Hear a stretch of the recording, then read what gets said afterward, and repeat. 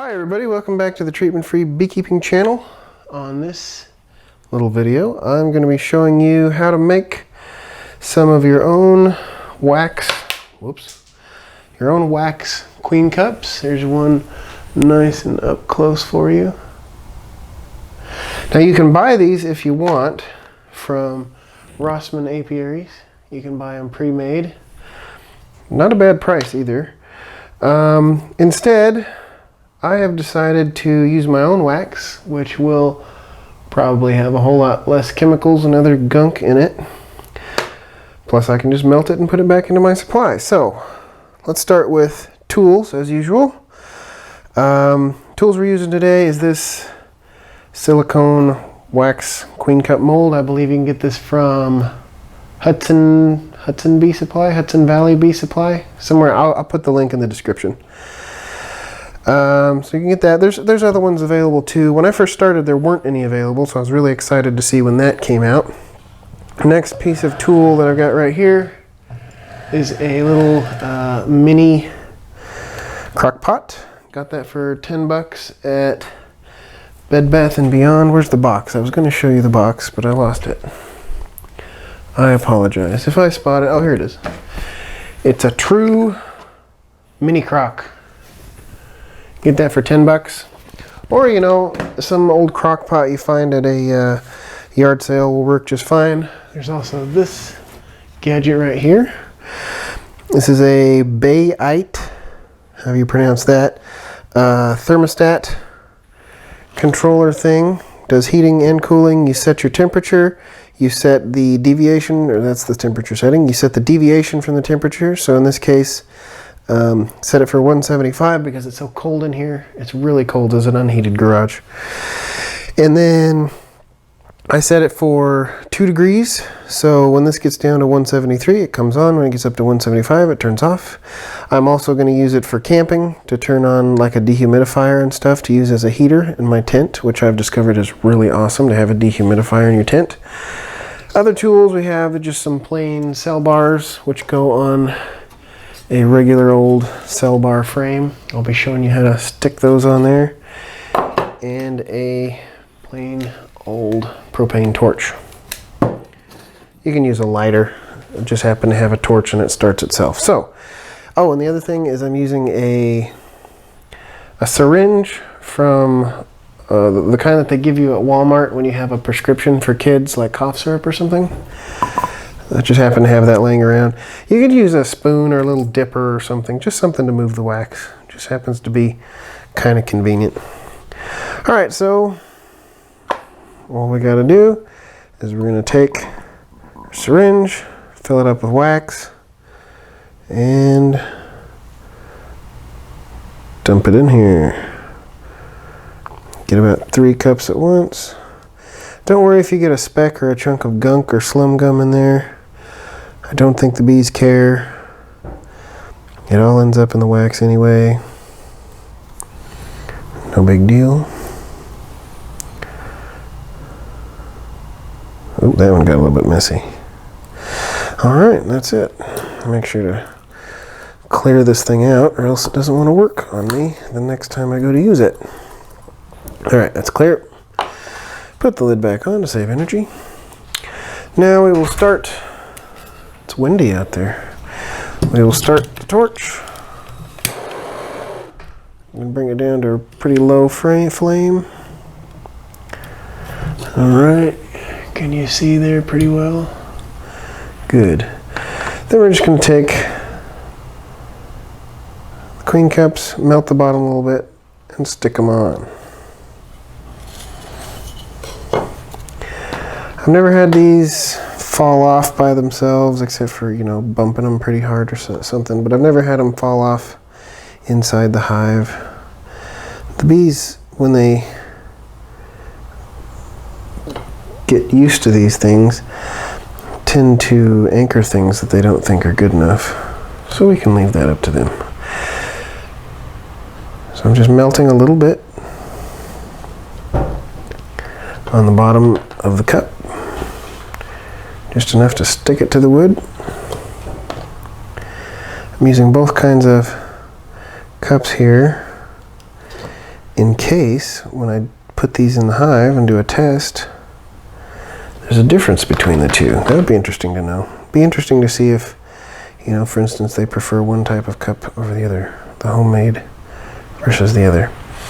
You also want to keep your wax below 180 degrees. Above 180 degrees, the wax will get dark and kind of scorch, turn brown, which is less pretty. I'm just putting enough of these on here to give time for the first batch to harden completely so I can pull those out. Otherwise, I don't need to show you all of this. 2, 4, 6, 8, 10, 12, 13. Usually do 15 per bar because that's how many will fit reasonably. Looks like I could probably fit more, but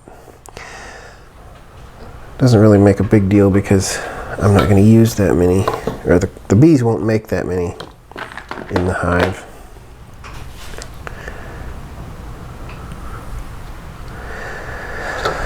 But this gives you the ability to make your own. The other option, of course, most of you know, is plastic ones. And I don't like the idea of plastic ones because I can't melt them down, and everybody says they seem to be plenty reusable, which is great. But with these, I can melt them down and turn them into new ones again, or, you know, sell the wax, use the wax for candles, do other fun beekeeping stuff. I need to build up my wax supply again. I keep selling it for too cheap. Good idea when you're marketing on a non-perishable item like wax or honey. You should put your price point right at the point where you just sell out right before harvest time. Don't worry about people complaining about price. Sell what the market will bear. Get good money for your products. All right, there we go. And you can stick them to the other side too. These grooved ones are made for the plastic queen cups. You can stick them to that side. I've done it both ways. It doesn't make a difference. They stick. We'll stick them in our cell bar frame. This will be ready for this year's batch of queens. There we go. 30 queen cups. Good to go. All right. And these are just about hard enough. So all you got to do is bend it around a little bit, kind of press in the bottom with your finger. They pop right out.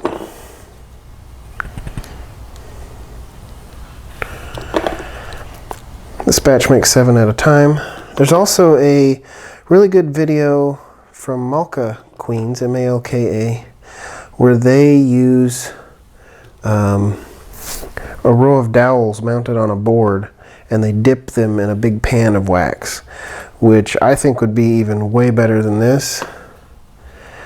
But I think these would come off the frame a bit better too, because when you're popping them off the frame, let me just demonstrate real quick how easy they are. If you've got queen cells that you're trying to separate out and put them into mating nukes or whatever, all you gotta do is take your tool and just kind of give it a little twist, and it pops right off. Right, so you just keep doing that.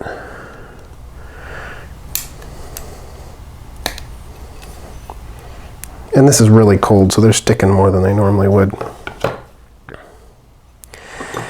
And there you go. So that's making your own queen cups. And if they do come off, you can just stick them back on. Great advantage to having your own wax. Bingo, done.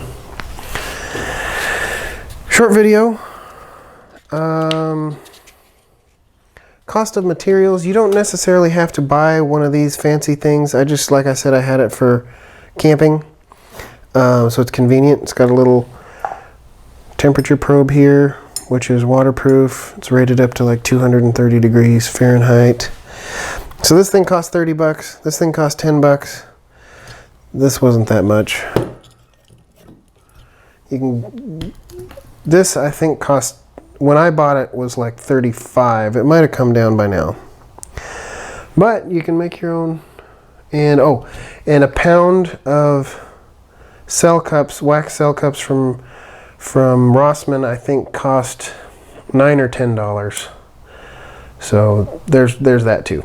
But if you're concerned about your source of wax, it's something that might be important to you. So I thought I would show you how to do that, because I enjoy doing this. This is a lot of fun, making queen cups, making queens.